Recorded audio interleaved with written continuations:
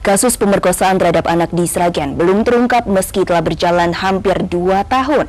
Pendamping hukum ungkap kronologis dan sebut adanya peristiwa pemerkosaan oleh pelaku lain yang dialami korban. Lembaga Bantuan Hukum Mawar Saron Surakarta menjadi pendamping hukum kasus pemerkosaan dengan korban anak di bawah umur di Sragen. Pihaknya menyayangkan penanganan kasus pemerkosaan terhadap anak yang berlarut-larut. Direktur LBH Mawar Saron Andar Berniala Lumban Raja juga menjelaskan kronologis terjadinya pemerkosaan terhadap kliennya.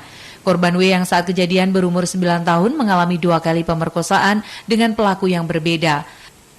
Untuk peristiwa pertama, W diperkosa dengan terlapor SW 38 tahun di sebuah bangunan kosong tak jauh dari rumah korban pada 10 November 2020. Sedangkan peristiwa kedua pada 11 Desember tahun yang sama dilakukan di sebuah kamar mandi sebuah kantor balai desa oleh pelaku lain yang diduga berusia belasan tahun. Dalam kedua peristiwa ini, Andar menjelaskan adanya peran seorang perempuan berinisial P dalam kasus pemerkosaan. Nah, harapan kami LBH Mawar Saron supaya kasus ini supaya cepat selesai. Karena dalam perkara anak tidak ada namanya restoratif justice. Nah, dalam perkara anak juga harus dilaksanakan dengan cepat. Nah, supaya apa yang harus dilaksanakan dalam perkara anak ini supaya anak ini dapat kembali pulih, bukan merasakan kesakitannya yang pada saat ini dia harus merasakan ketakutan karena ada juga intimidasi yang dialami oleh keluarga maupun anak ini di tempat dia tinggal.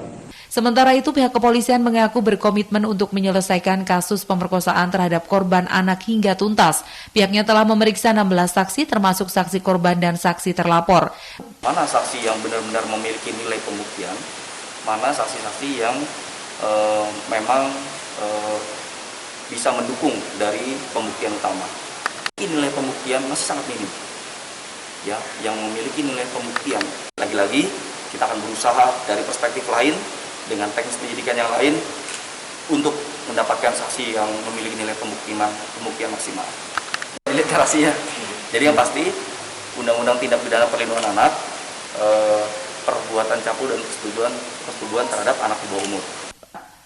Peristiwa pemerkosaan diduga telah terjadi sejak 2 tahun lalu, namun hingga kini polisi belum menetapkan tersangka atas laporan ini. Dari Sragen, Joko Piroso, Tim News melaporkan.